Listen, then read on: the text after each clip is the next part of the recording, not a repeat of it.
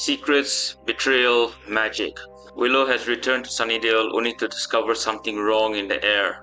The relationship between her and the Scoobies change in this episode, and things won't be the same. Hey everyone, this is TH Stories 80 where we narrate fanfiction audiobooks. Now we begin chapter 28 of An Extraordinary Journey. Let's dive in. Summer Security Services, downtown Sunnydale. Xander was in his office going through contracts specifying the needs of 6 new clients, 2 of whom were donors with some inkling of the supernatural. They provided funding and donated computers and servers for both 3S and the Slayer Council. The other 4 clients were D and C-list celebrities on some cable television show about high school and teenage angst. As he evaluated the needs of these clients, Xander knew exactly which potential slayers to assign to which person. Usually, he would team up one experienced potential with each client, but this time he wanted to pair new potentials with more experienced ones, specifically those who had extensive training with their own watchers before those watchers were killed by the Unmaker's cultists. Xander agreed with Buffy that the potential slayers needed more combat and real-life experience before being sent out across the states to battle the forces of evil. After matching the potentials to their clients, he turned to look at a picture on his desk. It was of the whole Scooby Gang during their high school years. Willow, Buffy, Giles, before everyone had grown up and real life had kicked them all in the ass. He could still imagine the times they had had back then, and part of him wished he could go back and relive them. He was pulled out of his daydream by a phone call. Xander glanced at the caller ID. It was Buffy. For some reason, his heart began to race. It was as if he already knew Buffy was calling with bad news. "Hey, Buff," he said, pressing the green button to connect the call. "Xander." There was silence for 5 long seconds before Buffy spoke again. "We may have a little problem." "What kind of problem?" Xander straightened. "It's Willow," Buffy replied. "Buff," Xander groaned. Like her and the rest of the Slayer Council personnel, he had known Willow was heading to Sunnydale the moment she'd bought her tickets. She had been planning this visit months ago, but for some reason Willow had cancelled. Xander was aware of how he and the others had been affected by the Unmaker war. Paranoia, flashes of anger, hyper-alertness. The military knowledge still lingering in his mind recognized it all as trauma no one should ever experience. He could still remember the taunts from the Unmaker, the nearly 230 potential slayers sacrificed in Sunnydale. The Scoobies had arrived too late, the floor of the warehouse littered with bodies. That was the ritual meant to begin unraveling the Slayer line. He remembered the devastated looks on Faith and Buffy's faces. Tara had vomited. More experienced potentials like Kennedy had accompanied them, and the body count only rose from there.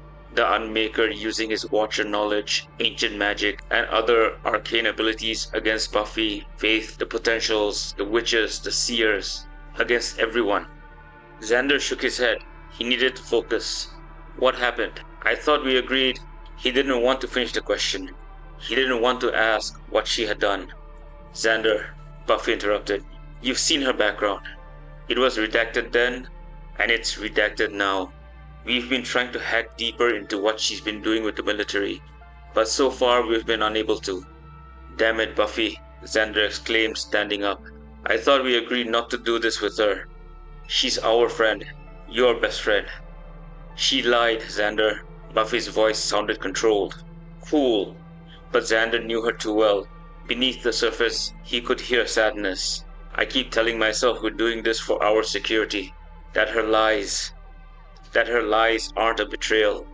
It hurts, but this is what's happening now. Buff." "We don't know her loyalties, Xander," Buffy whispered.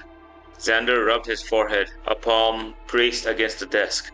They had been burned by secrets, betrayals, enemies trying to turn them against each other, hoping they would destroy themselves.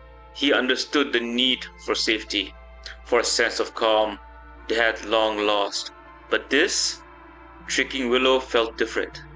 And he knew there were military operations around the world where the words classified and eyes only ruled everything. He had never imagined Willow would be caught in the middle of that world. "Does she know?" he asked. "No, I don't think she suspects anything," Buffy replied. She's taking a tour of the facility with Faith. Listen, I'm on my way there, okay? Xander said. We'll deal with it together. I'll talk to her. Buffy closed her flip phone. She leaned back against the wall of the stairwell leading to the secret underground room she had visited earlier. Taking a deep breath, she told herself, this is the right thing to do. Schooling her expression, Buffy walked through the secure doors once again. General O'Neill's cabin, Silver Creek, Minnesota, 9:30 hours. Walter, O'Neill barked into his phone. Yes, sir, the gate technician answered. Contact Captain Rosenberg, O'Neill ordered. Tell her to stay indoors wherever she is, preferably in a secure area. Sir? Walter asked, confused. Is Carter on base? O'Neill continued, ignoring the question. No, sir, she just left the control room, but I don't think she's left the base yet, Walter said. After a beat, he added, she mentioned needing to see Detective Shanahan. Damn it, O'Neill snapped. Call Carter back. Tell her it's an emergency. Yes, sir, Walter replied. What do I tell Colonel Carter if she asks? Tell her that someone or some group has been digging into Captain Rosenberg's background, O'Neill said. The hack's being traced. All we know is that it leads back to the captain's hometown. Yes, sir, I'll notify her immediately. I'm on my way to the airport now, O'Neill said as he packed a bag. There's a homeworld security jet waiting to take me to Peterson. Contact Teal'c and Daniel too. Tell them they've been recalled. SG-1 needs to meet me at Peterson in 2 hours. Yes, sir, Walter said. And keep trying to contact Captain Rosenberg until you actually reach her. Is that understood? Understood, sir, Walter replied. Slayer Council HQ at that exact same time. Wow, Faith, the facilities here look really good, Willow said as they walked side by side. Faith showed her some classrooms where potentials were being taught lessons, and now they watched a group of potentials being trained by another. Yeah, Faith replied. The training areas for the potential slayers are pretty state-of-the-art. Everything they need for training is right here, so they can survive attacks by vamps, demons, and the like. It's something Buffy and I never had. Willow nodded as they walked further inside. You know, I've always thought you were the loner type, Willow said with a small smile. How come you got involved in this? Faith glanced at her. Willow continued, her hands gesturing. I mean, I'm guessing you were here for the fight against the Unmaker, so why did you stay? There was silence for a few moments before Faith spoke. The boss lady asked for my help with her idea about gathering and training new potentials. She shrugged. How could I skip out on that?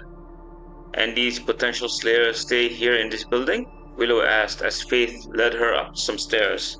Not here, Faith replied. The dorms are on the other side of the complex. That's cool, Willow nodded. She guessed the dorms made up a warehouse-like structure on the far side of the main building. They passed a few more slightly opaque glass doors. And these are classes where witches train their new apprentices, Faith said as they continued down the hall. We've got other classes where new watchers are being trained, plus seers and psychics just starting to understand their abilities. Ah, Willow nodded. Let me guess, Giles is head of that department? Faith chuckled and nodded. He's been training Dawn, Xander, and a few others to be watchers.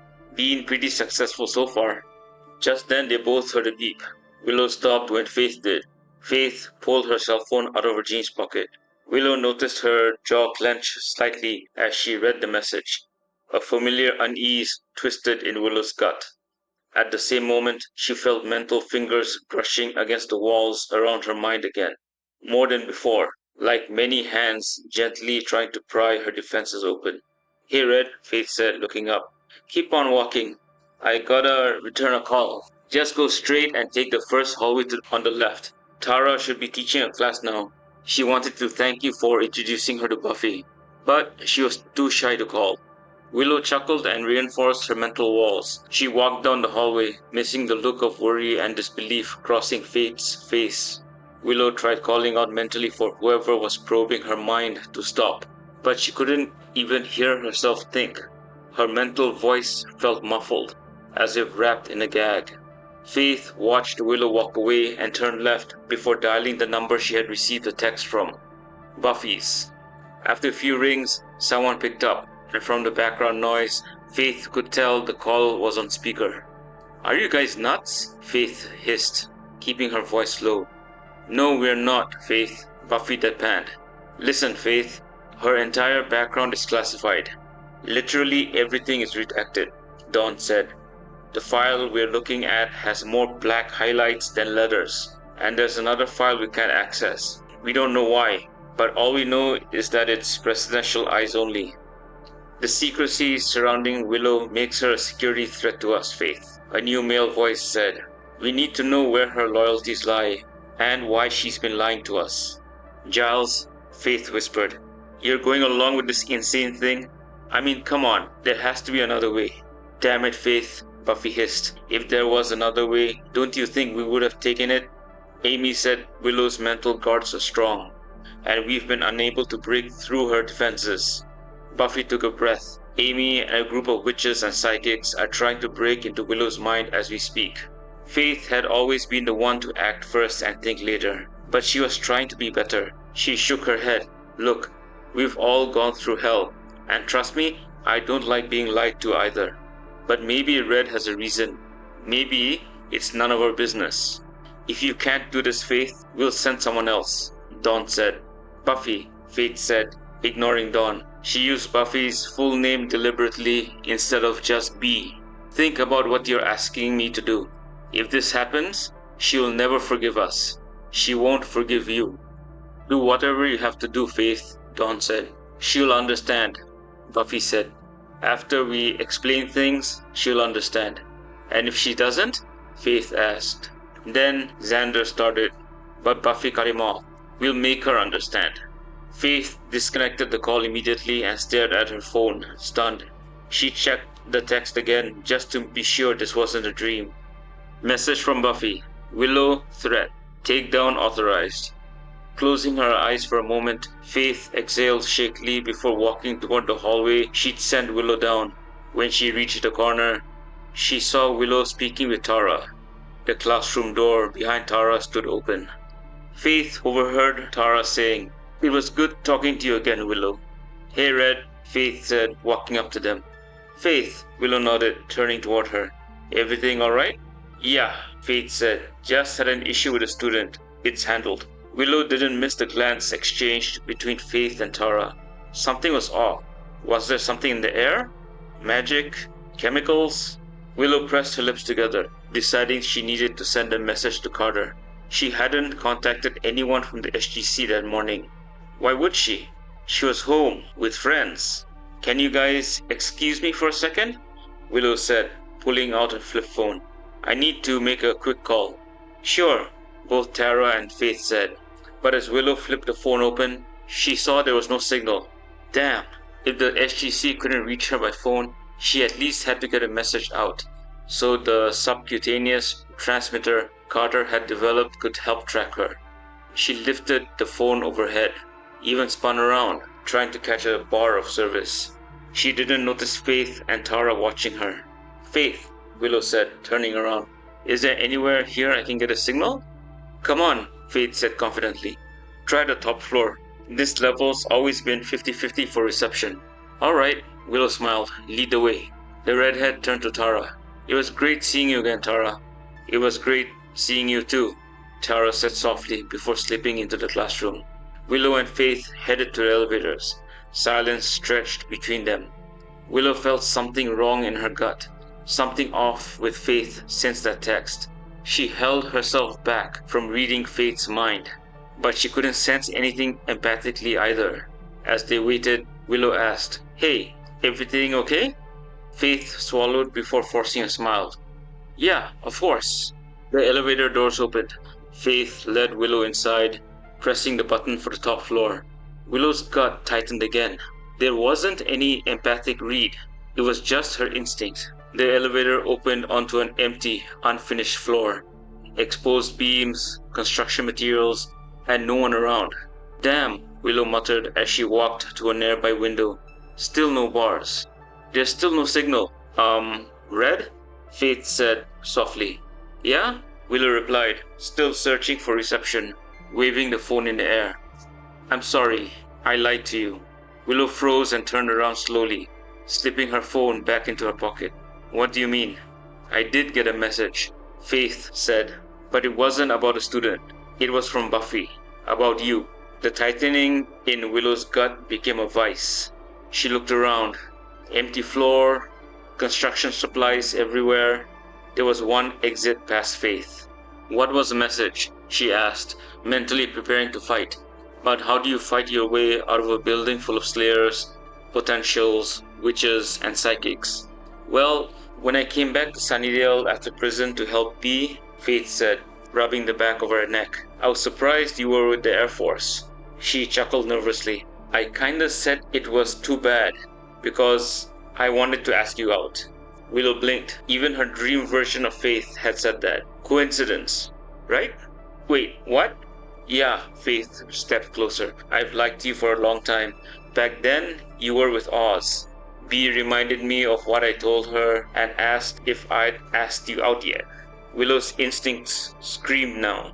She looked into Faith's eyes. They were warm, soft, inviting, dangerously so. Listen, Faith, Willow said carefully. Faith did look good, and she smelled like vanilla, and she had that smile. Willow gulped and forced herself back to the moment. I'm really flattered, but I need to make a call. If I can't get a signal, then I should. How about a rain check? You'll be here for a few days, right? Faith said, ignoring the question as she eased forward, sliding her hands around Willow's hips and pushing her gently against the glass. We could go classic, movie and dinner. She leaned in, voice husky. And there'll be dessert. Faith, Willow started, but then Faith's body pressed against hers, her hand cupping Willow's cheek. Their lips were inches away. Come on, Red, Faith murmured. Live a little. A heartbeat later, Faith was kissing her, and Willow was kissing her back. Alarms blared inside Willow's mind, but she pushed them aside. They were her friends. They were safe. She was overreacting, wasn't she? Faith's lips trailed down Willow's neck. Willow closed her eyes, and that was her mistake. She didn't see Faith's free hand slide behind her own back, pulling out a taser hidden under her jacket. Faith kissed just under Willow's ear and whispered, I'm so sorry, Red. Willow's eyes snapped open, but too late. Pain exploded through her body as thousands of volts surged through her. She heard a scream and realized it was herself. Her knees gave out. Faith caught her and gently lowered her to the floor. Through the haze, Willow watched Faith pull out her phone and make a call. It's done. Top floor, east elevator, Faith said. I seriously hope you know what you're doing. She hung up and kneeled beside Willow. I'm so sorry, Red. All Willow could whisper before the darkness took her was, why? Peterson AFB, Colorado Springs, 12:30 hours. Once the Homeworld security jet landed, General O'Neill walked down the short stairs onto the tarmac to meet up with Carter, Teal'c, and Daniel. Jack, yelled Daniel, any news on Willow? No, nothing yet, O'Neill said. We've called her phones, both her personal one and the secure line, and even her home phone, but no response yet. Do you think whoever ordered those break-ins into the personal databases has her? Asked Daniel. I don't know, Daniel, O'Neill said while leading them up the stairs and into the plane. As they took their seats in the jet, they could see from each other's facial expressions that they were already thinking about worst-case scenarios. Perhaps the rogue cells of the NID somehow discovered Willow's secrets, or perhaps some private individuals or groups stumbled upon Willow using her abilities and had taken her away. Could someone from the SGC have betrayed them after overhearing something they shouldn't have? There were so many bad alternate scenarios. Shaking those thoughts out of his head, O'Neill addressed SG-1. At the same time, the plane started to taxi. Here's what we know so far, he said. Agent Barrett from the NID called me at my cabin to say that someone hacked into federal databases to conduct a background search on Red. He continued, we're not sure who is doing it or why. Carter, O'Neill said, turning to SG-1's leader. Any news on her location? Carter pressed her lips together and shook her head. O'Neill tensed. Daniel and Teal'c glanced at each other and then back at the look of worry on Carter's face. She leaned forward. Her hands were clasped together. We know she's in Sunnydale, but her cell signal stops transmitting just after she enters the city limits. Daniel and O'Neill furrowed their eyebrows. Colonel Carter, Teal'c said as the plane took off into the air. Her phones were unable to be reached? Yes, but we can't pinpoint her location in Sunnydale. If her phone was turned off, Daniel cut in, then you wouldn't have been able to contact her phones. You would have been sent directly to voicemail. And if Sunnydale is a huge dead zone for cell signals, then I wouldn't have been able to reach her voicemail, Carter finished. O'Neill asked, how about her subcutaneous transmitter? The Prometheus is in orbit. We should be able to pinpoint her location using the ship's sensors. I contacted Colonel Pendergast on the Prometheus, Carter said before shaking her head. No active signal. It could mean Willow's underground, deep underground. O'Neill pressed his lips together before saying, that doesn't... He took a deep breath. All right, let's not imagine the worst case scenario. He leaned forward. How about her friends? Any luck contacting them? I called her friend Xander, Carter said.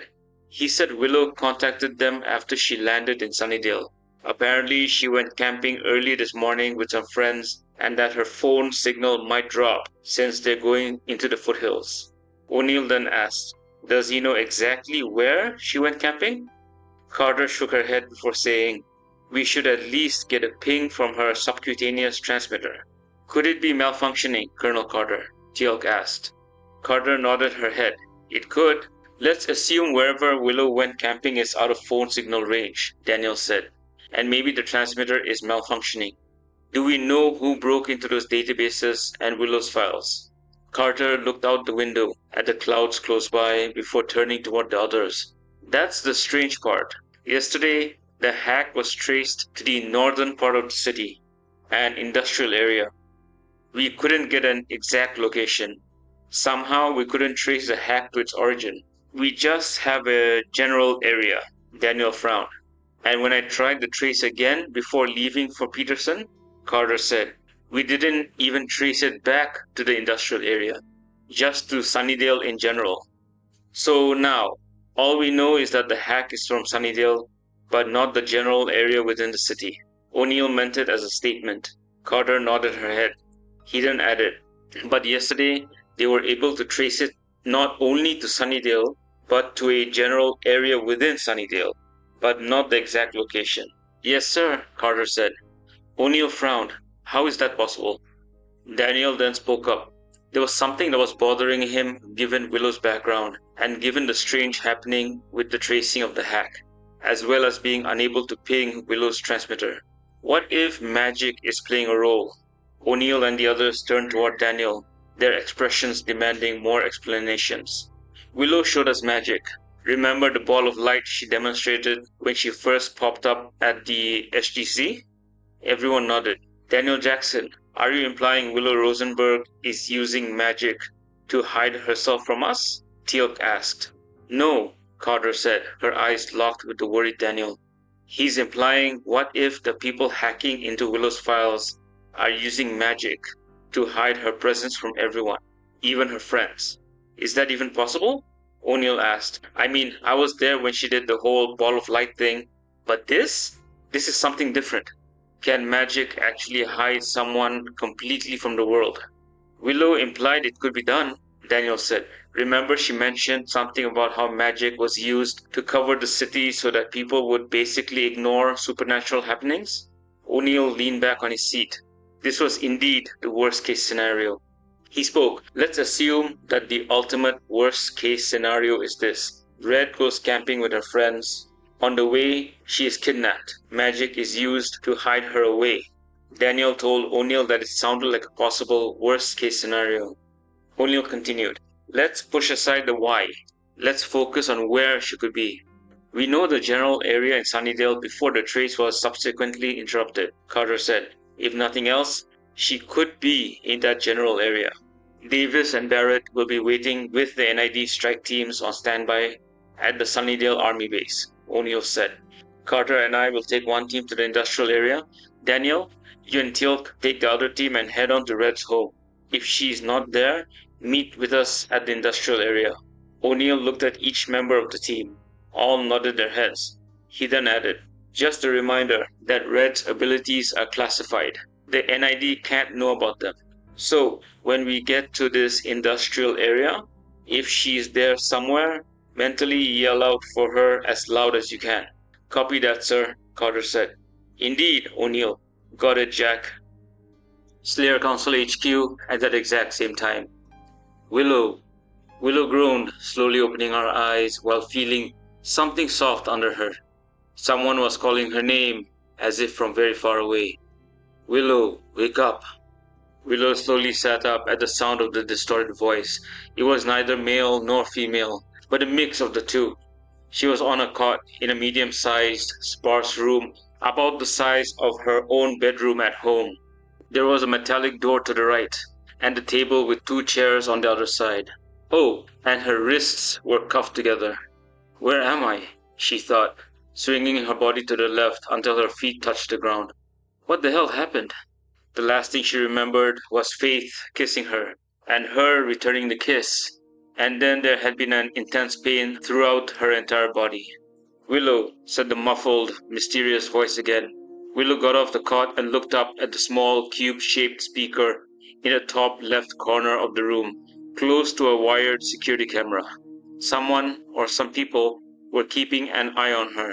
Willow admonished herself mentally. Teal told me not to rely too much on my abilities, that they were a crutch, and that... Willow pressed her lips together. Her gut had been trying to tell her something was wrong, and she hadn't listened. No, Willow thought, glaring at the camera. There has to be something missing. Faith did something to me, but Buffy and the others couldn't have known about it. She looked toward the door. Right? Willow turned back to the camera. The distorted voice called again. "Willow." "Faith?" Willow called out. Seconds turned to minutes. There was no reply. Okay, I have no choice here. I need to use my telepathy to find out what's going on. She mentally reached out, trying to read the surface-level thoughts of anyone nearby. But she started to get a headache, as if just thinking was difficult. She rubbed her forehead before attempting to use her telekinesis to tear the camera off the wall. When she tried to grab the device mentally, it felt slippery, almost like it was covered in oil. What the hell? Willow thought. No one knew about her abilities. No one could know. Even if someone, somehow, managed to hack into her files, everything was redacted. She turned to the door again. She had sworn off magic, but figured this was the time to bend that promise. She reached out toward the door and tried to recall a very minor spell to open it. But she couldn't think. No, it wasn't that she couldn't think. It felt like the thought kept slipping away just before she could grasp it. Okay, Willow thought. Something is seriously wrong here. She turned toward the camera once again. "Faith," she said, her voice stiff and cold.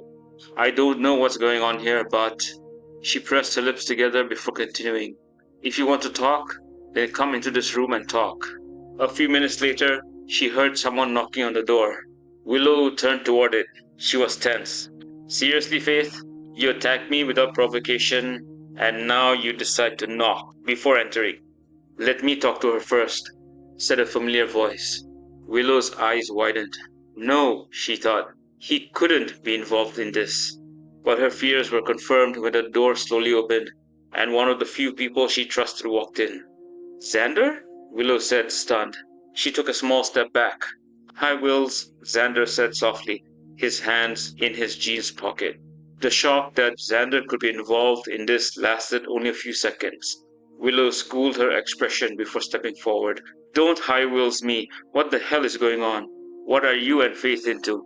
"Look, Willow," Xander said, trying to approach. "Don't you dare come near me," Willow yelled, stepping forward, her voice echoing off the walls. "Did you know what was going to happen?" "No," Xander yelled before calming again. "No, I didn't know." Willow continued to glare at him. She realized now she had relied too much on her empathic abilities ever since they manifested. She had to follow her gut, which screamed there was truth in what he was saying. Willow raised her chin. Who else? She didn't want to even think of her other friends being involved in this, but she needed to know, even if the answer was devastating. "Whatever you and Faith are involved in, are Buffy, Giles, Dawn involved too?" she asked, trying to keep her voice stable. Willow's expression cracked when Xander looked away. Wills, he said gently, it's not what it looks like. It's not what it looks like, Willow whispered, outraged. Xander turned his attention back to her.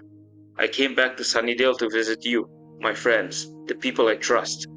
Instead, I get attacked by someone Buffy said had changed. And now I find myself in a... Willow waved her arms at her surroundings. Cell. Wills, Buffy spoke, stepping into the room next to Xander. Willow's eyes widened. Buffy was involved in this? The redhead cooled her features quickly. Despite the calm in her voice, Buffy's expression was cool and collected. She continued, we've known you were coming the moment you bought your tickets. Why did you cancel the tickets you bought a few months back? You've been tracking me, Willow whispered. Why did you cancel your trip a few months back? Buffy demanded. Willow could see her hands clenched into fists, her arms trembling. She looked stressed. No, stressed wasn't the right word. Willow couldn't think of the right word. Tell me. Tell us everything. Tell us something that can make me trust you again. Willow shook her head in disbelief. Why was Buffy acting this way? Why were they acting this way? Wills, we ran a background check on you. The same one we run on all our visitors and clients, Xander said. Hold on a second. Willow shook her head. You ran a background check on me. Why? I'm not a client, and I'm not just a simple visitor. I'm a friend. It was for our security, Wills, Xander said. What security? Willow asked, glaring. There was no answer. What security? She demanded. Still no answer. She rubbed her hands across her face. Let me guess. When you did a background check on me, you found nothing, right? Yes, said Buffy. What did you do then? Willow asked. Dawn came into the room. We broke into a few databases, she said, standing next to Buffy. Willow stared at the three of them. Only Xander seemed slightly uneasy. Dawn continued. NSA, CIA, FBI, Air Force Academy, and a few others. You did what? Willow exclaimed, still in disbelief. Get out of here, Dawn, Buffy said, turning her head toward the brunette. No, sis, Dawn said smugly. I want to hear from this coward why her files have the words classified, top secret, and even presidential eyes only. Even without her empathic abilities, Willow could tell there was so much anger in Dawn. She understood Dawn's anger at her leaving Sunnydale, but this was different. This anger was raw. Willow wanted to lower the temperature, but she was too angry. No, she needed to get past her anger. Was this a form of demonic possession? Were her friends compromised?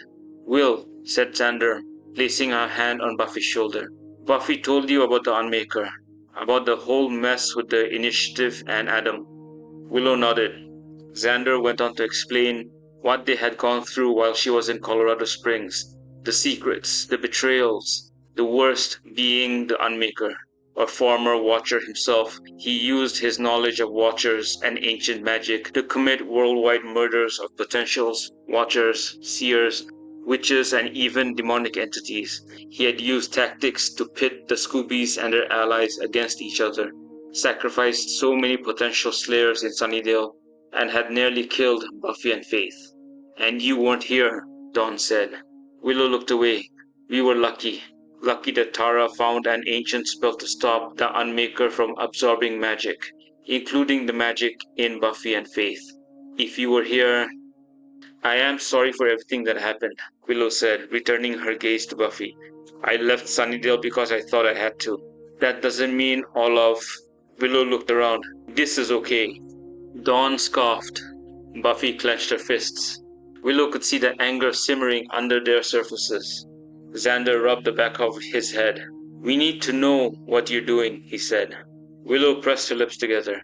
Will, everything about you, what you do, down to where you live has been redacted, Xander continued. And? Willow countered. Why is your work classified? Giles asked Willow, puzzled. Why are you here, really? Giles, Willow shook her head. This is nuts. I'm here to visit. Why did you cancel your previous visit? Buffy said. Don't lie to me. I knew you were lying when I went to see you in Colorado Springs. Lies. Everything has been lies. Just tell me. Tell us the truth. Why are you here? Willow felt she was losing control. How bad was the secret war? Really, how bad? I'm here to visit you guys, Willow said calmly. Then why did you cancel your... Truth is, Willow interrupted, trying to come up with a plausible reason. There was some space debris about to hit the ISS. My CEO needed me back to... Stop lying, Buffy yelled. Willow took a step back, eyes narrowed, face reddened. Are you here as a scout? Giles asked. Willow looked at him, puzzled. Giles continued. Perhaps to mark out those like Buffy, Tara, Faith, those who would be important for the military to control, like what the Initiative tried to do. Willow shook her head. That's not true. I'm here for a vacation, to hang out with all of you. She looked at Dawn. To try and fix this relationship. Dawn rolled her eyes. Everyone you work with is so secretive, aren't they? Willow narrowed her eyes. Dawn continued. Xander told us Sam Carter called, asking if we've met up with you. Willow shook her head. What did you tell her? You went camping with me, Faith, and a few others, Dawn said. The nullifying spell around Sunnydale had hidden you from them. They tried to call, but all calls went straight to your voicemail. This is insane, Willow barked. Stop this right now. Your friend has been told that your cell signal most likely dropped. You've gone camping at the foothills in the middle of the desert, Buffy said. Why would she be asking about you? Is she coming? Is she bringing a team to build another version of the Initiative? Giles took off his glasses. Willow, you cannot blame us for worrying about our safety and security, especially after everything we have been through. You must understand that. The fact that your work is classified puts us all in grave danger. Xander added, Please, Will, just tell us the truth and we'll forget this ever happened. We'll make you forget, Dawn said. Willow stared at her, trying to reconcile the girl standing before her with the one she had known for years. Dawn shrugged. We have a spell. Willow shook her head. What I do for my job is classified, which means no one gets to know what I do unless they have the necessary security clearance. And I know for a fact that none of you do. We need confirmation, Willow, said Buffy. Confirmation of what? Willow asked, incredulously. Confirmation that whatever you are part of won't come back and bite us, said Dawn. So, come on. Tell us what's so classified about your work. As long as there's no danger to us, you can go. As long as we don't know what you do, we have to assume you're a security threat. Willow, said Giles, we have other ways to find out what we want. You either tell us what we want to know, or we get one of our psychics to go through your mind and find what we need. What the hell are you talking about? Willow said, shocked. Buffy, Willow turned to face her best friend. What the hell is wrong with you all? Do you have any idea what you're talking about? Just to find out what I do for a living. You're willing to torture me somehow? Then tell us what we need to know. Buffy screamed, dashing forward and placing her hands on either side of Willow's head. Buffy was panting, their noses inches apart. Willow got a close look at the wildness in Buffy's eyes, the anger, the suspicion. After a few seconds, Buffy calmed her breathing. Their foreheads touched, eyes locked. Buffy whispered, Tell me everything, Will. It's for me, for us. No, Willow whispered. Buffy let go and stepped back, her expression cold. We'll do what we have to do, Will. Willow's jaw clenched. You want to torture me? Enter my mind without my permission and rip out whatever information you want? Then go ahead. I'd really like to see you try. But as of now, we are done. Willow, please, said Xander softly. No one's going to torture you. Then let me go, said Willow defiantly. No, said Dawn. We still haven't determined if you're a threat or where your loyalties lie, said Giles. Leave me alone then, Willow said, turning and sitting on the cot. Wills, Buffy spoke, her voice contrite. Don't make us do this. Not the hard way. You made a big mistake, you know, Willow said, looking up at Buffy and the others. The moment you ran a background check on me, it was already red flag where I work. That's how classified my work is. My CEO has a saying. Willow looked at all of them. Never leave anyone behind. Buffy stiffened, turned to Dawn. Call Josh. Tell him we need a read on Willow. Use every psychic we have to help him break her defenses. Willow watched them leave. the last being Xander, who looked back at her. "Xander," Willow said, "don't do this." He gave a small smile before closing and locking the door. Willow sat on the bed, her abilities still ineffective. A nullifying spell, Willow thought. Is that why I can't think? Slayer Council HQ, 1955 hours. For the next few hours, Willow was left alone in the room, almost as if Buffy and the others were letting her stew until she decided to give in. Her hands were stiff, cuffed together, as she either sat or paced around the room. She wasn't telling them a thing, but at the same time, she couldn't feel her own mental defenses. If anyone tried an attack now and broke the walls protecting her mind, they could very well know the secrets in her head, especially information on the Stargate, the SGC, and the existence of aliens. The room had no windows, so she was unaware of the time, but she guessed it could be nearly evening. The background check must have raised a red flag, which meant someone was likely coming to investigate the source of the hack. But she didn't know how this nullifying spell worked or what it exactly did, other than what she had been told, that it hit her, and most likely had been preventing her from using her gifts. So the question remained, could her team or anyone else sent to Sunnydale actually find her? She was brought out of her thoughts when she heard the door unlock and 3 people walk into the room. A slayer, a vampire with a soul, and someone she didn't recognize. The latter looked to be in his mid-20s, wearing a simple shirt and jeans. He seemed angry. "Faith, Angel, real nice to meet you," Willow said calmly. Her attention soon focused on Faith. "Are you here to taser me again, Faith?" "I'm sorry, Red," Faith said. Her eyes locked on Willow. "Sure you are," Willow replied, still remembering that kiss and a jolt of electricity coursing through her body. She then stared at Angel. "Let me guess, you're the extra muscle, here to back up Faith." "Willow," said Angel, "you need to..." He looked away. "I wasn't here for the initiative mess." He looked back at her. "I was here for the Unmaker incident. He killed so many. He nearly pitted us against each other, using his Watcher knowledge to..." He shook his head. "It was a betrayal of the highest order, especially when his cultists were younger Watchers, Watchers in training, criminals, and even normal humans." "That doesn't mean this... whatever is going on here is right," Willow said, "and you've lived a very long time to know that." "Then tell us what we need to know, Willow," said Angel. "What I do for a living is not only classified, Angel, it's also none of yours, Faith's, Buffy's, or anyone else's business." Willow said, turning to Faith. "How about you? Not gonna say anything?" "No," Faith said. "But look, I get it. The need for rules and all. Trust me, prison gave me a new perspective in rule following." She took a step closer. "I wasn't lying." Willow tilted her head. Faith continued, "Tell us everything. I can't believe I'm saying this. We'll wipe your mind after you tell us. You won't know you told us anything. And we can go on our date." "Enough of this," said the young man who stepped forward past them. He stopped a few steps in front of Willow and said, "My name is Josh. I believe Buffy told you to expect me." "Josh, I know your methods for getting information," Angel said. "Don't harm her in any way. You just need to get the information and get out. Those are Buffy's orders."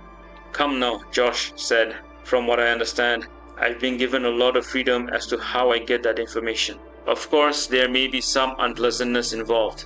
But if unpleasantness is needed, there is no choice." He turned to Willow, his expression cold and angry. Willow didn't understand why he was angry at her. They had never met. Before she could ask, Josh smirked. "You're thinking why I'm so angry." He pointed to his own head. "Psychic, remember?" Willow didn't think of anything else as he walked up to her, mentally telling her to remain still. She couldn't move. He mentally commanded her to take a seat on the chair, and she did so. He placed his hands on her head. "My sister and I nearly reached Sunnydale when she was taken by the Unmaker's goons. She was a potential slayer." He glared at her, their eyes locked. "I was told you were one of the most powerful witches in the world, but you ran away. If you were here then, maybe more lives could have been saved. Maybe my sister would have lived." "Josh," Faith warned, "don't hurt her." The psychic looked over his shoulder at Faith, then back at Willow. The latter felt him probing her mental walls, but she couldn't build on them. "Please don't resist me," Josh said. "I've got witches and psychics backing me up, so it shouldn't take long to break through your guards. Just remember, the more you resist, the more pain you'll feel." "Josh," Faith said, "if she's harmed in any way, you'll be facing me." Willow couldn't speak. Her eyes flickered to Faith, her expression slightly cracked to show worry. Then her eyes returned to Josh's. She mentally cried out, "I'll fight." "Go ahead then," he whispered before attacking her mind. And it wasn't just him. Willow felt multiple minds assaulting her walls. It hurt. She tried to defend herself as one wall crashed after another. She tried to rebuild them, but no matter how hard she tried, she couldn't. Another wall smashed. Josh, and whoever else was part of this, was getting closer. Willow's wrists strained against the cuffs as the attacks continued. Another wall fell. It hurt so much. Faith flinched as Willow screamed in pain, the blood-curdling sound echoing in the room. Tears gathered in Willow's eyes. Angel moved first, then Faith. "That's enough, Josh," Angel said as he reached out. Josh snarled, looking over his shoulder, and told them to stop. They obeyed. He ordered them to kneel. They did. Josh turned his gaze back to Willow. Anger written across his face as memories of the Unmaker's cultists opening a portal inside the bus flooded his mind. They were close to Sunnydale. Immediately, everyone in the bus screamed as the cultists rushed to Josh and his sister. His sister pushed him into the bus's washroom and ordered him to lock the door. He heard the sounds of fighting through his tears. He heard his sister screaming, and then there was silence. After a few minutes, Josh left the safety of the washroom and found the bus empty. The passengers had rushed out of the bus, but his sister was missing. The next time he would see her body was in the morgue of Sunnydale Mercy Hospital. She had been one of the sacrifices made by the Unmaker in a warehouse to unravel the Slayer line. Buffy and Dawn had said Willow could have turned the tide, but she had left Sunnydale and they couldn't call on her, or else the military would follow, and they couldn't allow that. "Give me everything," he growled, pouring more magic and mental energy into breaking the last vestiges of Willow's mental walls. She screamed as another wall shattered, and another, and another. Her screams echoed through the hallway beyond her door. In the main office, Xander told Buffy this was enough. They needed to talk to Willow again. Buffy shook her head. Willow will lie again and again. The air was tense as the Scoobies stared at the camera feed from Willow's room. Xander looked at Giles, then Dawn, jaw clenched, and then at Buffy, whose expression was cold. Tara looked away, her eyes closed. Xander said, "I'm going to stop this." 5 minutes, Buffy said, her head turned toward him. 5 minutes. If Josh still doesn't have anything, we'll stop and talk to her again. Xander clenched his jaw, closed his eyes, and nodded. Back in the room, Willow was holding back her screams as she glared at Josh. Only one wall remained before everything would be revealed. She panted, sweat gathering on her forehead. There had to be something she could do. Anything. She felt a surge of power flowing into her mind from Josh. The final wall was cracking. His hands tightened on the sides of her head. She felt more cracks forming. Through the final mental wall, Willow glimpsed memories not her own. Memories of multiple people, of happiness and devastating losses. Briefings by Buffy and Dawn. Moments at the espresso pump with strangers. Memories of a magic shop. Young women casting spells around the edges of the city. There were so many memories. Willow realized that the more Josh and the other psychics and witches tried to force the last wall open, the more they left themselves vulnerable. This was the opening she needed. She could reach through their established mental link and attack, not to kill, but to incapacitate. The final wall was about to fall. Willow screamed in pain and anger while pushing her own mental attack. It pulsed through the link. Josh screamed in agony, and the pain spread to nearly 20 witches and psychics in the Slayer Council and around Sunnydale. Josh collapsed. So did the other psychics and witches. Faith and Angel could move again. Willow felt the air shift. a weight lifting. She sensed worry radiating from Faith and Angel, and she could feel the surrounding energy dissipate as the spell feeding the nullification collapsed. Willow looked up and mentally threw Angel aside. He hit the left wall hard and fell to the floor with a thud. Faith looked at the groaning vampire, then back at Willow before she herself was sent flying into the right wall, unconscious. Willow mentally unlocked her cuffs with her telekinesis while staring at the security camera, its red light blinking. She turned to the door and gave a massive mental push into the metal, sending it flying off its hinges into the hallway beyond. Footsteps were already rushing toward her room. Willow looked up at the camera once again. "Buffy," she said, "we need to have a chat about boundaries." To be continued.